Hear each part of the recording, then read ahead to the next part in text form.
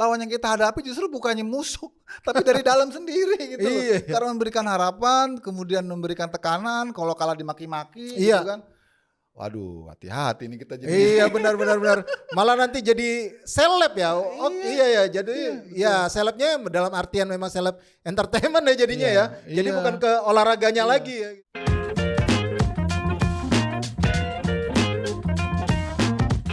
Welcome back to Discord, diskusi olahraga bareng Rais, dan kali ini kembali lagi bersama Bang Yuke. Halo, Is. Abang. Baik. Iya, kita ketemu akan lagi nih. ngomong timnas lagi nih Bang nih. Oke. Iya, timnas kemarin habis uji coba lawan Tanzania. Skornya tanpa gol. Dulu deh, ngeliatnya gimana kemarin permainan timnas?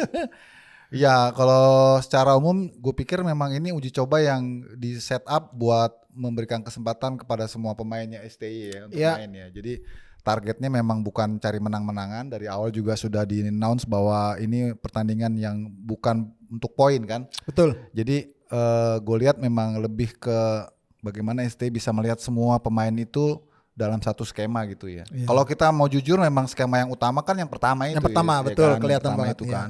Dan kalau dari jumlah peluang dan juga kreativitas, agresivitas, gue pikir sih kemarin kita udah dapet ya. Udah dapet feel-nya, udah dapet iramanya gitu ya. Cuman ya finishingnya aja kurang klinis gitu ya, kurang power kayak misalnya Tom Haye dapat kesempatan syuting dia lemah. Terus Justin Hubner juga begitu. Betul. Tapi ya it's okay lah, secara umum oke lah kalau terlepas dari hasil lah. Ya kalau gue sendiri juga ngelihat kemarin kayaknya para pemain juga agak menjaga juga ya, takut cedera apa segala macam gitu kan. Walaupun memang ada keras-kerasnya, tapi ya nggak seperti laga ketika menghadapi Vietnam yang laga terakhir menang kita 3-0 gitu, memang berbeda. Nah yang paling penting adalah nanti di laga melawan Irak nih Bang, ini udah kita tinggal tanggal 6 bakal lawan Irak. Terus ada ada satu pemain yang dipastikan belum bisa main, yaitu JIJS. Iya, baru kemarin akhirnya dapat promosi gitu. Nah, lo lihat gimana kemarin secara lini belakang kita juga kemarin sebenarnya kecolongan juga. Iya. Beberapa kali beruntungnya Tanzania nggak klinis. Betul, untung Adi Satrio bagus ya. Adi Satrio bagus. Yang bola terupas itu kan. Betul. Ini kalau ngeliatnya gimana nih? Mungkin bukan pada saat momen itu aja, ada beberapa kali momen juga kita agak kecolongan. Nah, itu gimana? Terutama dari segi crossing ya. Iya. Ya memang kita harus akui untuk lini pertahanan sebenarnya kita udah punya pakem ya, termasuk JIJS di situ ya. Betul. Memang Jordi Amat lumayan lah dari segi pengalaman. Tapi kalau dari sisi kecepatan, mobilitas, ya udah bukan usianya dia sebetulnya. Sementara kita tahu kan Elkan Bagot nggak ikut ya Is ya. Iya betul. Itu juga salah satu nilai minus yang kita dapat sekarang sih. Gue nggak tahu Elkan Bagot nih ngambek atau memang karena karena emang nggak masuk skema atau dia cedera. Gue nggak tahu ya. Tapi sangat disayangkan sih nggak ada dia. Gue setuju memang belakang itu masih agak resisten sih ya dari tekanan-tekanan. Apalagi kita tahu bahwa Irak punya akselerasi, punya power yang luar biasa ya. Terus bola-bola crossing mereka juga kita kan ngalamin ketika kita dibobol 5 gol ya waktu di pertemuan pertama kan.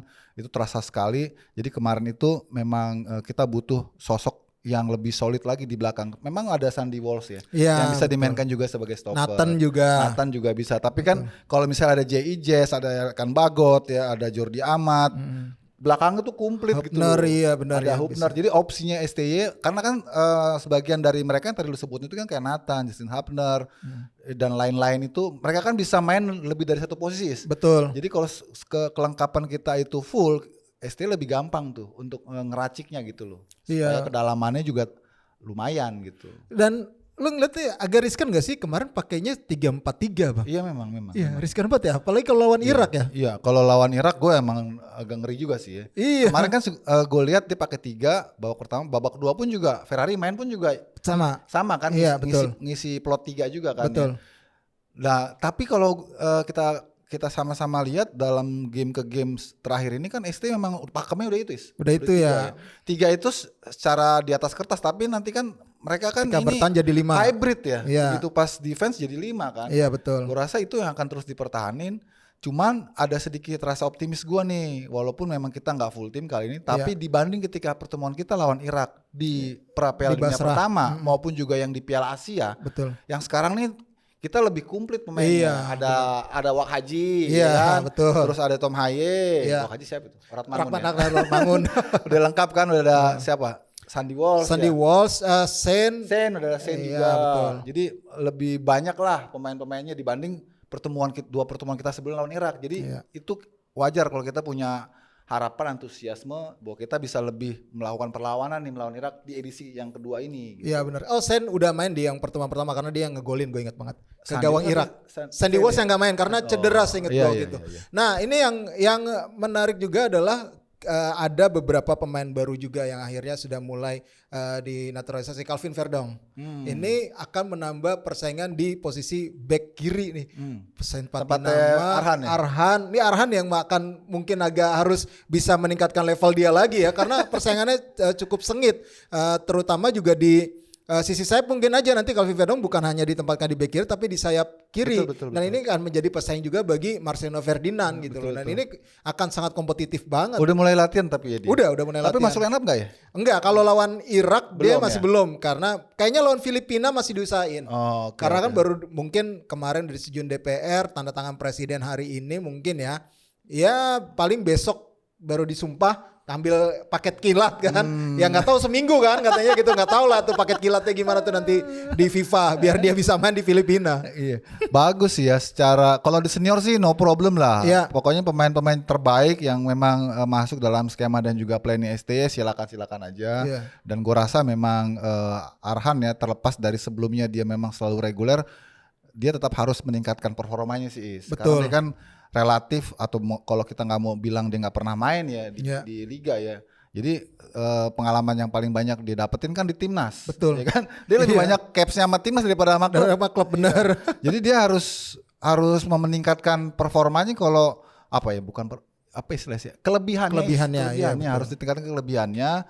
Kalau dari sisi performa kan ya kita tahu Arhan ya begitu aja gitu. Iya. Tapi dia harus punya nilai lebih lain di luar dari lemparannya. Iya benar. Karena kalau dia cuma seperti itu aja ya nanti akan sulit untuk bisa terus bersaing ya. Karena pesaing yang datang ini kan levelnya di atas dia. Iya benar. Kalau dia nggak naikin skillnya, nggak naikin agresivitasnya, ya bisa juga dia kesalip gitu. Di posisi gelandang menurut lu udah aman nggak? Tom Haye kemarin kelihatan banget dia kecapean ya Bang. Iya. Paling merah mukanya kemarin pada saat laga melawan Nanjing. Apalagi main lawan Irak, main sore nih. Ngeliatnya gimana? Iya kan game kemarin kan memang disesuaikan waktunya dengan game yang sesungguhnya nanti Betul. kan. Dan kemudian pemain-pemain itu juga dikatakan ST memang semuanya dalam kondisi yang belum fit. Karena memang datangnya terlambat, terus waktunya juga mepet. Jadi memang kemarin tujuannya sebenarnya game itu lebih untuk menjaga kebugaran sih, aklimatisasi sebetulnya sih. Jadi kita belum bisa nilai bahwa kemarin tuh mencerminkan apa yang diinginkan sebetulnya. Justru nih nanti ketika pas hari hanya baru gue pengen lihat nih dari dua plan yang dilakukan ST dalam dua babak kemarin itu ada nggak perubahan skema nih? Iya benar. Misalnya kita berasumsi kan skema pertama itu yang format bakunya dia kan. Tapi dengan melihat babak kedua perubahannya kan itu kemarin gue catat ada 21 pemain yang diturunin nih. Iya, cuma Nadia doang yang nggak main. Iya kan, artinya kan Dari ST memang 22. mau cari nih setelan yang pas nih. Iya. Gue belum lihat apakah ada kejutan gitu ya. Tapi ya gue harap para pemain dalam kondisi yang udah bugar betul. Iya. Ditambah lagi mungkin Irak mengira kita masih produk yang lama. Iya, masih benar. setelan yang lama ya. Iya. Belum ada tambahan Orat Mangun, belum ada tambahan Tom Haye ya kan. Iya. Tapi dia pasti udah ngelihat Bang. Iya, maksudnya kan tapi belum dihadapin. Oh iya belum dihadapin iya. Kan kalau dihadapin kan mungkin dimensinya Iya, beda. betul. Kita mungkin mereka juga udah harus hati-hati gitu kan. Itu yang gue kira memberikan harapan buat kita sih. Iya sih kalau ngelihat Irak juga sebenarnya mereka juga lumayan serius sih. Mereka datang lebih cepat. Mereka tiba di sini Minggu pagi, terus mulai latihan hari Senin. Beberapa pemain juga, ya memang banyak kritik juga terhadap pemanggilan pemainnya Irak ya di sana ya, gitu yang dilakukan oleh pecinta sepak bola sana lah gitu dengan pemanggilan dilakukan oleh Jesus Casas. Tapi terlepas dari itu Irak tetap ya Irak. Pemain-pemainnya oke gitu loh untuk di level, bahkan ada juga yang bermain di abroadnya mereka lumayan banyak juga kan. Nah ini yang juga harus diwaspadi sama para pemain kita. Walaupun main sore juga Irak juga udah terbiasa dengan suhu yang seperti itu gitu loh. Dan kita tahu bahwa Irak dalam boleh dibilang satu dekade terakhir ini sangat konsisten. Konsisten banget. Bahkan di juniornya kemarin ya mereka yang ngerutin mimpi kita ke Olimpiade kan ya. Iya benar. Jadi dia dari level junior sampai senior memang stabil Iya. Dan di senior kan mereka peringkat 58 kan. Iya benar. Dan mereka udah mulai memasukkan pemain-pemain junior ke senior loh. Sama seperti yang kita lakukan juga. Iya, benar. Kayak Ali Jasem itu kan ada juga di squadnya ini kan. Betul. Jadi mereka tuh kaderisasinya memang sudah terpola sejak lama. Kalau kita kan baru 2 tahun terakhir ini nih. Iya. Ya, dan itu yang kita harus respect sama mereka ya. Iya. Apalagi tadi lu bilang mereka menganggap pertandingan ini serius walaupun mereka sebenarnya kan sudah lolos kan. Iya. Jadi sebenarnya mereka nothing tulus juga lagain, tapi mereka nggak mau lepas tetap. Mereka ingin tunjukkan superioritas mereka karena bagaimanapun ini kan memberikan poin buat FIFA ranking kan. Iya. Ya. Pasti dia juga akan ngotot. Benar. Nah, yang menarik juga kemarin akhirnya Malik Rizaldi dapat debut walaupun bukan laga resmi ya. Iya, iya. Gue lumayan senang dan appreciate ST memberi kesempatan itu walaupun terlepas dari karena Yance-nya cedera, ada berkah bagi Malik Rizaldi, tapi gue juga salut sama Malik. Dia baru selesai main, terus sore langsung tiba, langsung gabung, langsung latihan. Ini luar biasa sih kondisi. Langsung diturunin lagi. Menit 78, berarti 12 menit lah total. Hampir dia main. Iya, gue pikir Malik ini satu dari sedikit pemain domestik di Liga 1 yang progresnya signifikan. Dulu kan dia nggak selalu jadi pemain utama di Madura kan. Betul. Terus belakangan karena dia konsisten, dia stabil, dia bisa main jadi fullback, dia bisa main jadi left wing. Bahkan dalam momen tertentu dia bisa inverted striker. Betul. Itu yang mungkin jadi value-nya dia. Sehingga ST akhirnya melihat ini bisa jadi opsi yang bagus ya. Karena dia kalau dari postur kan memiliki kelebihan ya dibanding left winger ataupun right winger yang kita punya ya. Benar. Dibanding Witan misalnya, dibanding Egy misalnya ya. Dia punya tinggi dan Iya. dia punya apa ya naluri predator itu Iya. depan gawang tuh dia wah. Gue jadi inget Ramadan Sananta awal-awal. Iya benar. Iya itu dia kayak Malik Rizaldi. Iya benar. Jadi dia benar-benar kalau depan gawang tuh wah benar-benar predator lah. Iya. Monster lah. Lepas dikit dia bisa langsung syuting. Nah ini yang gue pikir juga satu temuan yang positif untuk menjelang laga kita ini nih. Iya. Kita dapat Malik Rizaldi yang performanya sedang meningkat. Gitu ya. Dan itu yang gue kira harus sering dilakukan ya oleh STY untuk melihat potensi-potensi yang lain supaya para pemain kita yang bermain di Liga 1 ini juga punya harapan juga dilirik ya. Iya, betul. Artinya apa yang mereka tunjukkan ternyata juga dapat apresiasi dari pelatih dan diberi kesempatan masuk timnas. Gitu. Iya, ini bakal juga tidak aman untuk posisi Witan, Egy, termasuk Marcelino sih ya.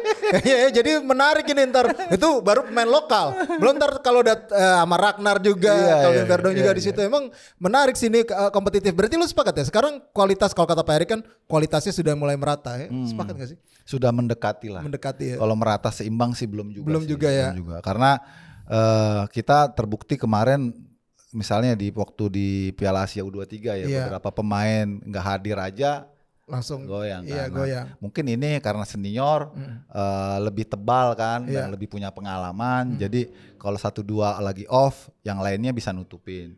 Ya gua kira sih udah 75% lah squad kita tuh. Maksudnya celahnya itu udah makin dikit. Iya. Bukannya celah bala ya, tapi celahnya gitu udah makin dikit gitu. Bagus lah. Dan STY makin stres nih Bang katanya Bang. Sampai dibawa ke rumah sakit. Oh gitu ya. Udah sempat dibawa ke rumah sakit. Ya, itu karena stres. Katanya tekanannya ini katanya Marsal nih baru tadi ngomong di acara inilah PSSI kemarin tadi. Jadi memang gue juga kaget juga, wih sampai segitunya dia merasa karena memang ekspektasinya tinggi sih terhadap tim ini, ya kan mau gak mau dengan apa yang sudah dia raih ekspektasinya, lu cuma butuh 1 kali menang. Menurut tuh menangnya nih sama Irak atau sama Filipina? Sama Filipina sih. Sama Irak kira-kira nggak? Sama Irak kita bisa seri aja bagus. Bagus ya. Bagus. Lagi-lagi STI aja stres ya. Kita juga harus memberikan pemahaman nih sama netizen, jangan terlalu muluk gitu. Iya benar. Kita boleh antusias euforia, tapi jangan lupa juga yang kita hadapi ini siapa, gitu kan. Walau kita sudah banyak tambahan amunisi dari pemain diaspora yang luar biasa, yang bagus-bagus, tapi secara tim, secara unit Irak ini udah lebih dulu sustain, lebih dulu padu, udah lebih dulu ada, udah lebih dulu eksis gitu. Kita kan masih dalam rangka mencari ya, pembangunan membangun gitu ya kan. Jadi kalau ada naik turun ya oke gitu loh. Jadi jangan terlalu dielu-elukan gitu ya. Biarin aja ini ngalir aja. Kan kita kemarin lihat bagaimana ST sampai meminta adanya penjagaan khusus ya. Iya betul. Jadi yang bikin stres ST itu bukan pemain-pemainnya, tapi ini ya dukungan yang meluber membanjir yang akhirnya dampaknya enggak bagus gitu loh. Iya, itu benar. Yang gue kira juga kita harus ngerem lah ya. Iya sih kita masih levelnya masih belum juara juga, belum lolos juga ya. Jadi memang harus agak gimana ya? Oke kita euforia, boleh seneng gitu loh. Tapi juga kita harus tahu nih batasannya seperti apa nih ke pemain ini. Karena kalau keganggu juga ya itu yang tadi bahaya juga ketika waktu istirahat pemain. Soalnya ini segelagat ini gue khawatir kita nih nanti hancur sama pendukung kita sendiri. Latih Nathan udah menghilangin highlightnya di Instagram kan? Iya. Terus Elkan Bagot juga udah ngunci kan? Iya betul. Udah mulai terganggu nih. Iya. Terus sampai harus minta PSSI datengin bodyguard buat pemain. Ini udah mulai ngeganggu. Jadi lawan yang kita hadapi justru bukannya musuh, tapi dari dalam sendiri gitu. Karena memberikan harapan, kemudian memberikan tekanan. Kalau kalah dimaki-maki, gitu kan? Waduh, hati-hati nih kita jadi. Iya benar. Malah nanti jadi seleb ya. Jadi selebnya dalam artian memang seleb entertainment ya jadinya ya. Jadi bukan ke olahraganya lagi ya gitu. Dan kalau untuk pemain-pemain diaspora yang memang sudah lebih dulu eksis di Eropa, mereka udah menyadari bahwa ini gangguan yang dukungan yang negatif jadinya. Terlalu berlebihan jadi negatif gitu loh. Sehingga mereka akhirnya menutup diri, mengunci diri. Kemudian mereka membatasi itunya, medsosnya. Mungkin mereka kaget juga, begini amat ya. Gitu. Iya pemain itu. Waktu Elkan Bagot nggak datang diserang, Justin Hubner nggak dilepas diserang. Iya benar. Gimana ya? Kita pengen timnas kita didukung dengan cara-cara yang positif, tapi sekarang nih udah kebablasan gitu loh. Oh iya sih, emang boleh lah. Kalau gue saranin udah semua Instagramnya timnas dikunci semua dah. Oh pemain dikunci semua deh, mereka privat semua dah. Karena lebih banyak negatifnya. Walaupun itu juga mereka bisa dapetin cuan sih bang. Itu. Nanti dulu lah itu mah. Yang penting prestasi dulu. Memang sih kalau misalnya lagi masa-masa kayak begini ya mereka juga harus bisa membatasi juga sih. Karena ya waktu kemarin juga sempet Justin Hubner habis kena kartu merah di Cerezo Osaka, dia langsung komen di postingannya Ragnar kalau nggak salah. Itu jadi perhatian netizen. Baru kayak gitu doang ya. Iya, langsung netizen tuh langsung cepet gitu loh. Dan itu kan Justin kan aja sekedar main-main. Itu kan makanya dia sempat dibilang terlalu kebanyakan main sosmed jadi nggak fokus. Akhirnya jadi bisa berdampak gede. Jadi nanti malah dapat tekanan juga dia. Gue nggak tahu ya dia baca komennya atau enggak gitu. Tapi yang jelas memang engagementnya tinggi. Iya itu yang gue kira sekarang harus pandai-pandai juga mengelola ya. Iya. Karena sekarang kan zaman terbuka ya, semua pihak bisa mengakses informasi, mengakses berita, mengakses aktivitas, dan semua orang itu bisa menjadi media, bisa menjadi sarana informasi. Terpotong-potong video dinaikin. Jadi menurut gue para pemain lebih baik menutup diri lah sementara kalau udah masuk ke fase-fase persiapan itu lebih baik. Kalau persoalan rezeki nggak akan lari gitu. Masalahnya kalau AdSense segala macem ya, nanti akan ada momennya gitu. Daripada sekarang mereka seperti dilambungkan tinggi gitu, begitu jatuh gitu kan, benar. Dimaki-maki, dihujat, buat apa gitu. Iya benar. Oke deh, itu tadi pembahasan kita tentang timnas. Mudah-mudahan timnas kita bisa meraih kemenangan dan hasil positif di 2 laga berikutnya melawan Irak dan juga Filipina, karena cuma butuh 1 kemenangan untuk bisa lolos ke putaran 3 sekaligus lolos ke Piala Asia 2027. Amin. Oke deh, dengan demikian usai sudah untuk episode Discord kali ini. Jangan lupa untuk follow sosial medianya Skor Indonesia, baik itu di X, Instagram, TikTok, Facebook, dan juga jangan lupa di subscribe di YouTube-nya Skor Indonesia. Dan kita juga masih ada di Noise, masih bisa didengerin di situ. Kalian bisa pilih-pilih dan itu gratis. Dan juga jangan lupa untuk pantau terus berita-berita terupdate dari dunia olahraga di skor.id. Dengan demikian, gue Reza Adnan dan juga Yuke. Sampai jumpa lagi.